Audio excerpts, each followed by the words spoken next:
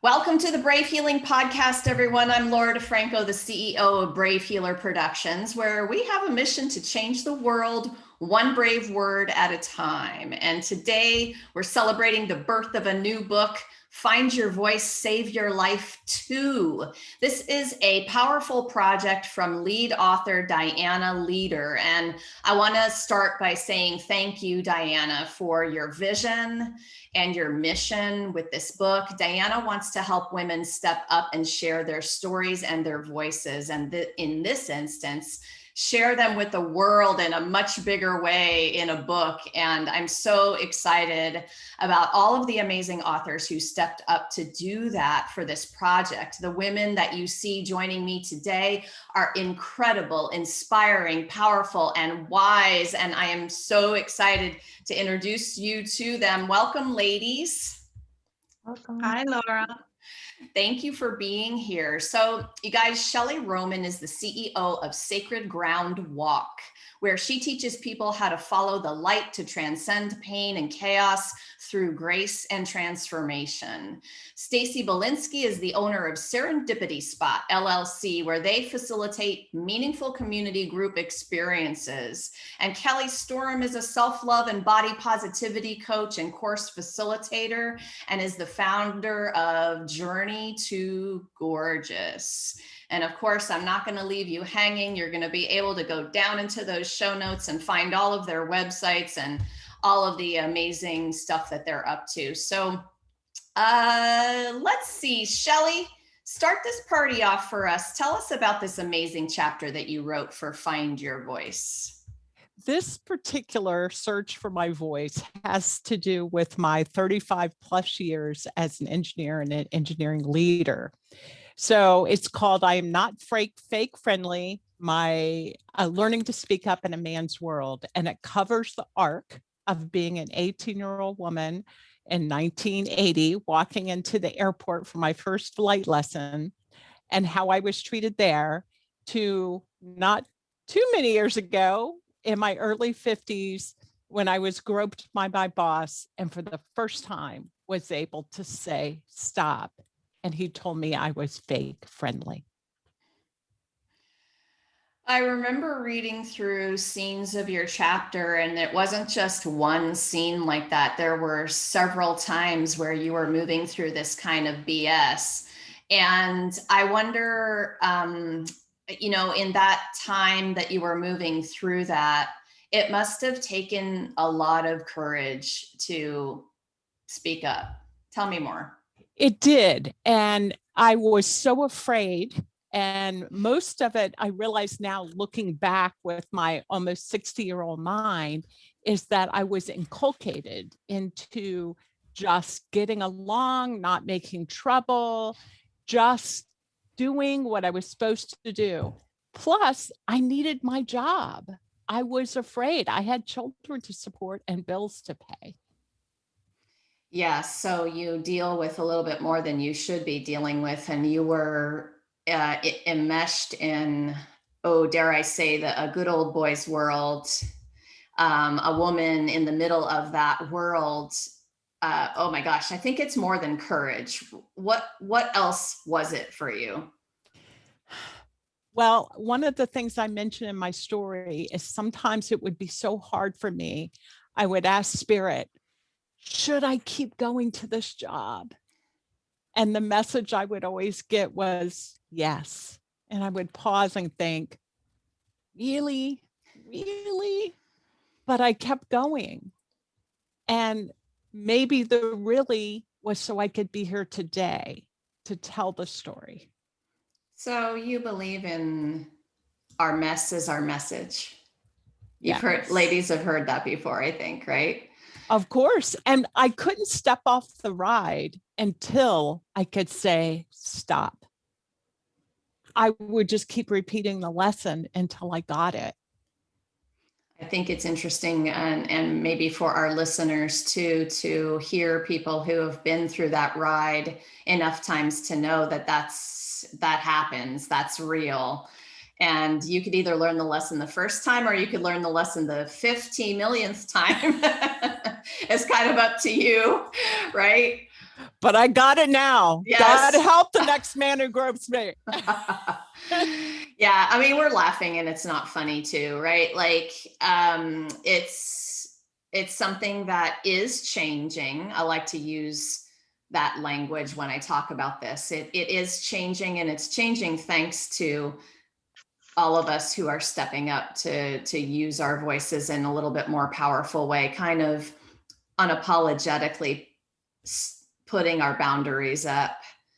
And at some point, you have to stop being worried about the consequences, even though I know, taking care of your families and not being able to do that would be a pretty major consequence. Yes, yes. And part of my realization as I wrote this, and as I've gone through the years discussing it with my husband, and I speak of this in the story, is how good men watched it happen and didn't notice or know to speak up. And my husband talks about how he realizes he was inured in this too.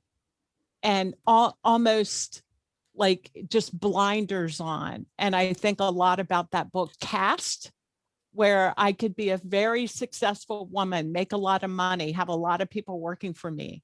But still, because of the caste system and where I reside in it, there had to be these reminders of where I stood. Mm. Thanks for being brave and writing that chapter. And this is a thank you to all of you for saying yes and then stepping up in the beautiful ways that you did, the very authentic and aware ways that you wrote your stories. I thank all of you for that. It's that kind of connected writing and sharing that I think is what is changing the world. And sometimes it sounds corny to say, world changing over and over and over, but it is, because you all are starting with yourself in terms of how you're expressing, and it really matters. So thank you.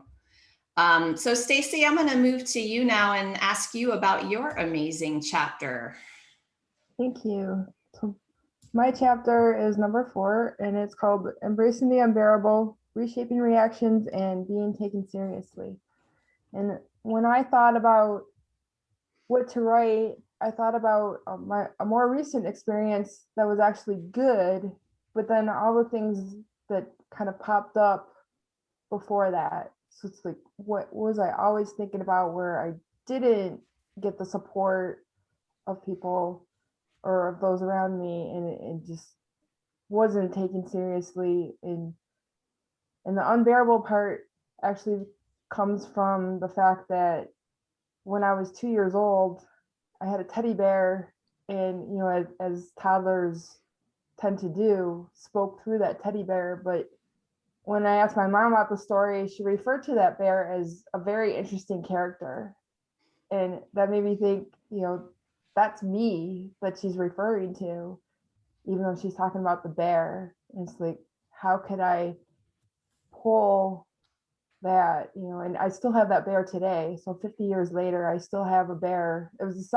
second bear, which I explained in the story, but still, she was feisty. It's like, where's my feistiness? Where is that for me? And that's how I developed my story and chapter. So I resonate with the theme of mostly the feeling of not being taken seriously so much. I think probably all of us do a little bit there. That sort of fight to be heard, and not just heard, right? It went further than that for you. So tell me more about that. Well, a lot of times I wouldn't be afraid to say something. I tend to be quiet, except when I do have something to say that isn't always taken as, oh, she has something to say, let's listen. And even when it was in relationships, if that's what you're referring to, it's like I had different relationships, including the person who I ended up marrying, and it didn't start in a way that you would think I would end up marrying someone, but I didn't stay married either. So that there was, maybe it was part of that compliant that Shelly mentioned, or maybe it was part of, I was happy. Like there were a lot of things that I was happy with, but it was always the differences. It's like, why can't I say what I mean and be that person speaking out? Because I'm not afraid to, but why are there consequences to that? Why isn't it just listen to me? You don't have to agree, but listen to me. Let's have a conversation. And it's still a struggle, I think. You're making me think of something too here. Speaking up and expressing our voices always has to do with another person. Now, except for the instance possibly of journaling for me, where I'm my own witness. So I put the words on the paper and I read them, and I'm separated a little bit. So there's that. But I'm talking about the other kind, right? Where all the other instances rely on a second human being or multiple second human beings to be good listeners, like you just said, to listen with awareness and non-judgment, right? All the things we hope for. Is there anything else you want to say about that? That's a good question. And I guess I always think about the situation sort of like what Shelly mentioned, do I need to, what happens when I do speak out, would there be consequences? And I think the better experience that I had more recently was, well, I can't get fired because it's volunteering. So there's no loss of income. There's a loss of time maybe, but there's no loss of income. So I had to keep talking to myself over and over again. It's like, no, you're allowed to, it's okay. So I guess it's that mindset too. So it's like, I know that I'm allowed to, and I guess, maybe I needed to be in a situation like that so I can keep moving forward. And when those other situations come up, I'll have a better response because I've been able to practice where I know it has been comfortable. Just about to add that there's a practice in speaking up, and well, for many people, some will say that they were born speaking up and never had any issues, and many of us, and a lot of us women, have the opposite. We needed some practice. We needed practice connecting with our intuition and our own inner wisdom. We needed practice actually hearing our own voices, and we needed practice in relation to other people's responses. I know I did. Oh my gosh, I needed a lot of it. Thank you for your very brave chapter, Stacy. Kelley, tell me about yours. What was the gist of your amazing chapter? My chapter is called Thank You, Mum, The Rise of Hard-Hearted Hannah. Chapter 10, and it's a story that was really difficult to write. It was a story about speaking up to my mother and speaking against all of the abuse that I had in my childhood. I speak about how I grew up, like many of us did in my era, where children should be seen and not heard, and a good child was a silent one. And there were far too many consequences for me growing up to speak. So I rarely said anything because of fear, I guess, fear of being hit, fear of being excluded, fear of being pushed out. So it took me until my 30s, when my mother was in hospital with cancer, when I actually spoke up. It was tough. Yeah.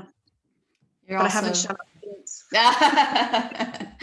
I know a lot of people like that. Actually, I catch myself in too much of the talking, and I think to myself, you know what? There were so many years I was shushed.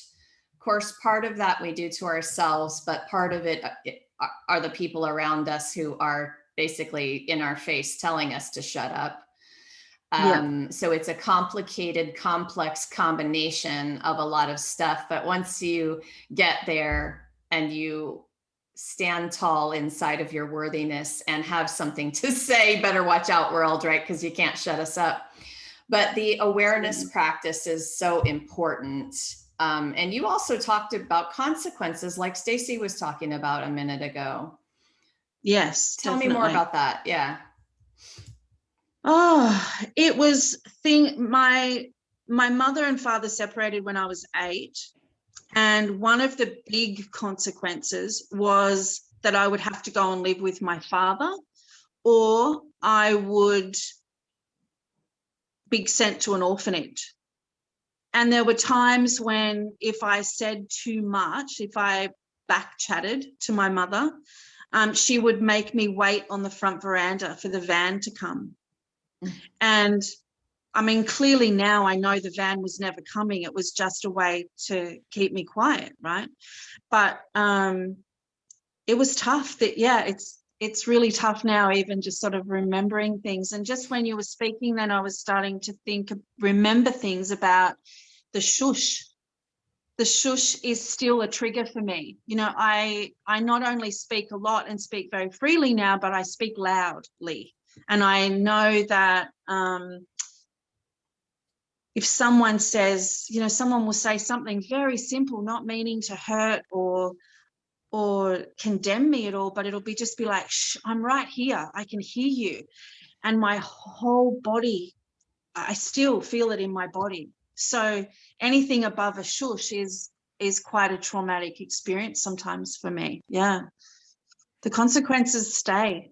I think you have to constantly work with them, you know, and this writing this chapter was incredibly cathartic. Yeah. I see a lot of head nods in these little rectangles today, because I think a lot of us can resonate with that. I know I surely do. I have a friend, Kim B. Miller, who's a performance poet, and she talks a lot about being loud. And she is very unapologetic about it, speaks about that, which I love, because sometimes if you just put it out there, then that is the little door to giving yourself permission to be all of who you are. That whole too much this, too that, too loud, too much. Oh my goodness, right? Takes a little while to get over all of that. For me, and I think it lingers, doesn't it? It stays with you. There are parts of it that I think it becomes a little easier in the moment, whereas I would have held on to things for weeks or months before. Now it's moments. Yes. You know, I notice that my body has a reaction and I can let it go each time, but it's still there. Yeah. Yeah. Shelly, what were you going to say about that? I was just going to add, as Kelley was speaking, I realized my trigger is when someone tells me to calm down. Yes. I know. Same thing for me too in those. The shush, the calm down, relax. Cool your jets. Sorry, my jets are on full fire. You're not putting them off. Oh my goodness, yes. So, okay, Kelley, you said something really important. I'm going to stick with you for this next question, and I'm going to get around to all of you with this one. But you said about feeling it in your body, and you talked about the awareness. And for me, body awareness has been the number one key to my healing practice. So people are at all different stages of speaking up, right? I know that this has been quite a journey for me. That journey, I believe, has been about that awareness, that kind of practice.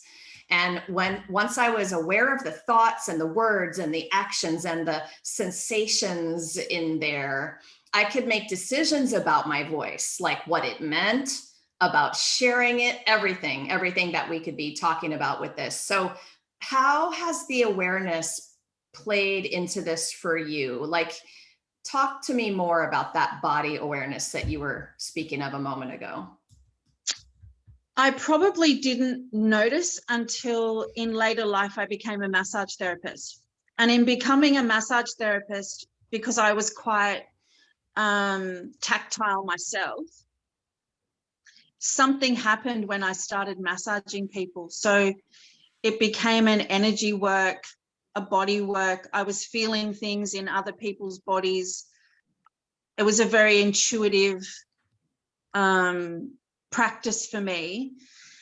And so I started noticing it in other people before myself. And that made me start looking at me. So now all of my work is through body, through touch. I feel like if I even touch myself, you know, there's part of me that, you know, this helps, and hand on my heart centers me and brings me back to practice. And I have done a lot of energy work with Tantra and with chakra healing. And I ask myself each time, where do I feel it in my body, and how does that relate energetically to a particular area or illness or feeling in my body? So yeah, I've done a lot of body work, breath work to desensitize, I guess, myself to the trauma. I don't know. People talk about trauma, and I don't know if it actually ever leaves completely. But I think we do become better equipped to manage it inside of ourselves. So awareness is everything for me. Yeah. I will say cheers to that. It's the key to healing. Thank you, Kelley. Shelly, what do you want to add to that conversation about awareness? How did that go down for you? Wow, it's been a lifelong journey that my awareness is still increasing.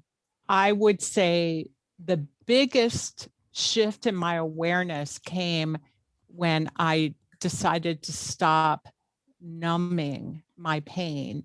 And that the biggest change for that was 22 years ago when I stopped consuming alcohol.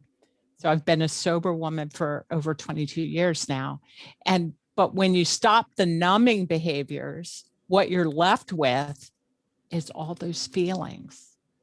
And then I also started bringing in different modalities of healing, energy work, massage therapy, acupuncture, all those things, and started listening and feeling my body. And one thing I noticed is often I could feel it in my body before the thought or the definition for the feeling came to me. So as I do this, I can get ahead of it a little bit. Yes. So both of you ladies are talking about what I call the language of the soul. And so when you know the language, then there's a different kind of connection and communication that really many days to me feels completely magical. And I have to be careful of how many times I use the M word, magical, because people are like, you know, but, and I think we're all born with the connection. We lose it somewhere along the line. We have to relearn it again. And some people have different journeys than what I just said, but really thank you both for talking about that in such a powerful way. It really does matter. Stacy, what would you add to this in terms of your personal journey with awareness? I think I'm young in the journey, and it probably started when I had a personal coach or personal trainer at the gym, and we would go through yoga, and she was like repositioning my feet so like I could actually feel the ground, like notice the feeling to the ground. And that sticks in my mind just because, you know, there's an awareness that I never even thought about, even though I'd already been doing yoga, but I never thought about it. And it probably started to shift me from yoga at the gym to yoga more as a mindset and, you know, in a different kind of practice. And that continued because I love yoga, and that continued with a couple of years ago. I went through what's called Svasana. So it was a whole program for 9 months that combines Ayurveda and yoga, and being able to put that as part of your life. Like, so explaining some of the things that both of Kelley and Shelly mentioned, and because I didn't know, and I still feel some of the disconnection, but I'm aware that there's a disconnection, and I'm working towards changing that. And I've always been a writer, so there's been like things like that too. Like I know when I'm aware enough that I know that I'm off when I can't write as much. So I wouldn't call it writer's block, because I know that's a Laura no. And I'm not saying that it is, but there's that resistance to wanting to, and it's like it's like the phone is turned off. You know, there's supposed to be a connection, but there's not, and it's not coming through. So that's what I've been working on. What a beautiful awareness. I mean, awareness is like 99% of the issue. So like if you're there with the awareness, even though you may not have clarity on the solution yet, you are almost all the way there just from that beautiful awareness. And yes, thanks for talking about writer's block like that, because you guys have heard me say before, I think writer's block is BS, because we're just thinking too much. We lost the body connection. So Stacy, I love how you're talking about that. Like all I have to do really is be aware that I'm feeling the resistance. Right there is the gift. I hope the listeners will pause there with us and take like a really deep breath inside of that idea, because right there is so much magic. Oh, I love that so much. Okay. Stacy, I'm sticking with you for this next question. Many women that I speak to identify with the label of recovering good girl. So I want to know, do you resonate with that, and why or why not? I guess I am. I probably do seem like a good girl, and that seems very flat. Recovering being the operative word here, you guys. Yeah. I mean, and you're talking like people pleaser and things like that. Exactly. And I probably did have some of that, and maybe still do, because I find I catch myself sometimes. But recovering, yes, I'm definitely. It's not my thing anymore. Yeah, good. And that's an answer that I hear a lot, which I love hearing. It's like, well, yeah, that was me up until a certain point, and then, you know, I'm pretty good now. Like I've gotten over the hump. Kelley, what does it mean to you? Do you resonate with that? I absolutely resonate with that. And in fact, I actually speak about it in my chapter about it, how exhausting it was to be a good girl. Yeah. Yes. When my dad left, I kind of stepped into the oldest child. I had to be good at school and be good at everything so that my little brother was, you know, given the opportunities, and that made him look good. But there was also, because of the consequences, I was desperate to do whatever I could to be good. But certainly I went through a pretty rebellious stage. I'm not sure when, but I was an adult, and yeah, I'm very far from a good girl these days. I live by the saying, it's better to ask for forgiveness than permission. So I pretty much do whatever I want and feel like, and I've taught my girls that as well, that it's much easier to do what feels right with you. And again, it's the awareness. I feel it in my body, and if it feels right for me, then I do it.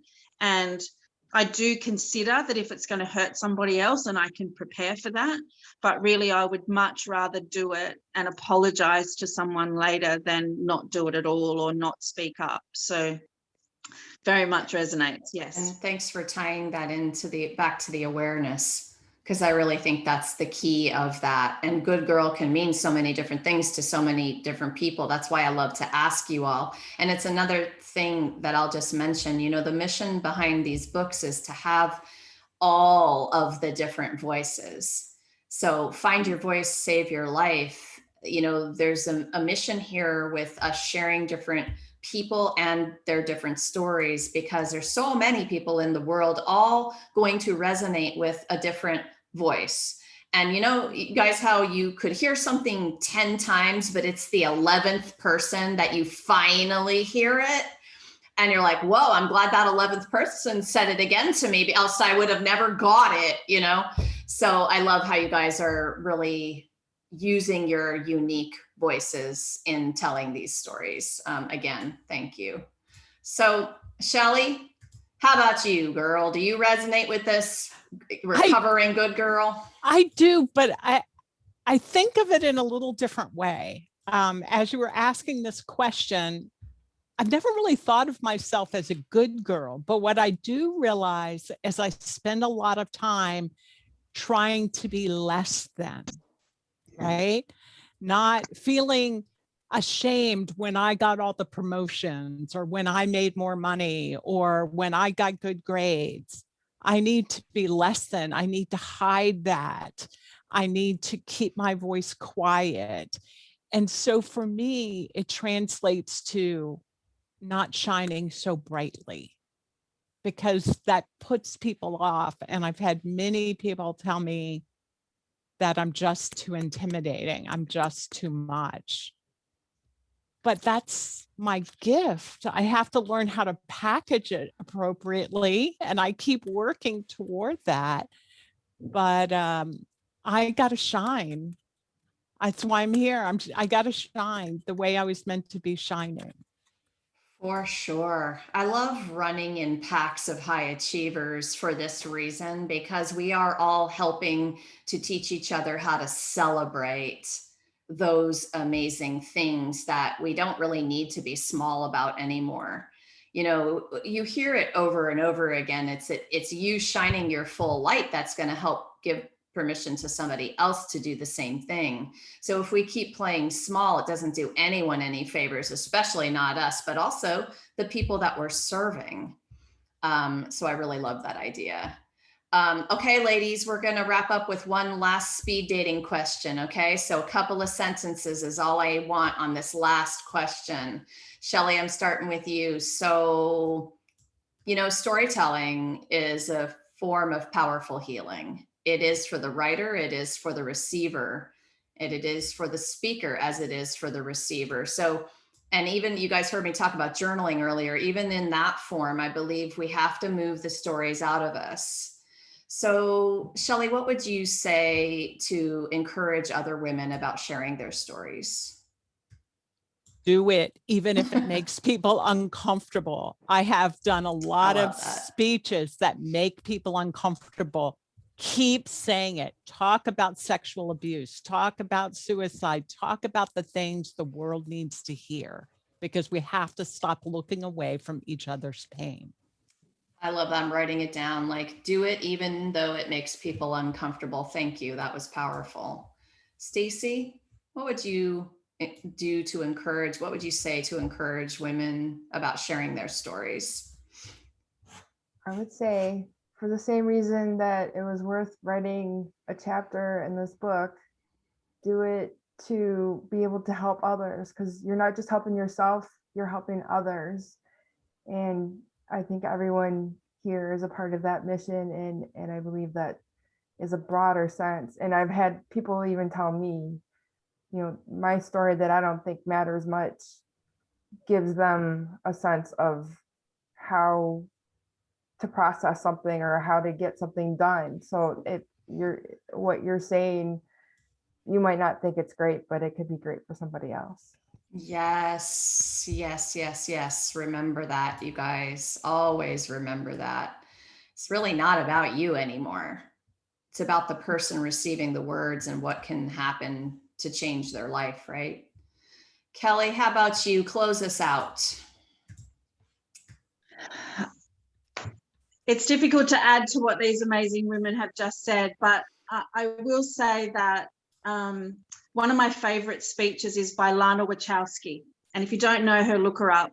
She won the Visibility Award for a humanitarian award for visibility. And she speaks in her speech about sometimes, I think it was her 8th grade teacher told her, sometimes you need to do things not for yourself, but for others.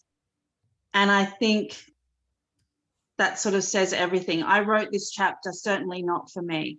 I wrote this chapter because it needed to be said. It needed, and I'm nervous. I'm nervous that my mother will at some point read it, you know, and it's not going to be pretty. And but I wrote it anyway. And I think the feeling the fear, as they say, and doing it anyway to benefit others, that's worth everything. Yeah. I love that. Thank you. Thank you, all of you beautiful ladies, for what you're doing in the world and for being here today to share it with everybody. So listeners, remember that all you got to do is scroll down just a little bit into our little description box with our show notes, and you're going to have Shelly and Kelley and Stacy's websites. Go take a step further and explore their worlds, because they are up to some awesomeness that you are not going to want to miss. And join us on the Brave Healer Productions Facebook page on August 3rd at 10 a.m. Eastern, when we're going to be having a little book launch party celebration with all of our authors. We'll have some cool giveaways for you guys, and the authors will be there to inspire you to find your voice. If you are listening after August 3rd, well, that means you can hop over to Amazon right now and grab your copy of Find Your Voice, Save Your Life too. And lastly today, everybody, remember, you were born, so you are worthy. Your message matters. What if the thing you're still a little afraid to share is exactly what someone needs to hear to change or even save their life? It is time to be brave. See you next time, everybody. Thank you, ladies. Thank you.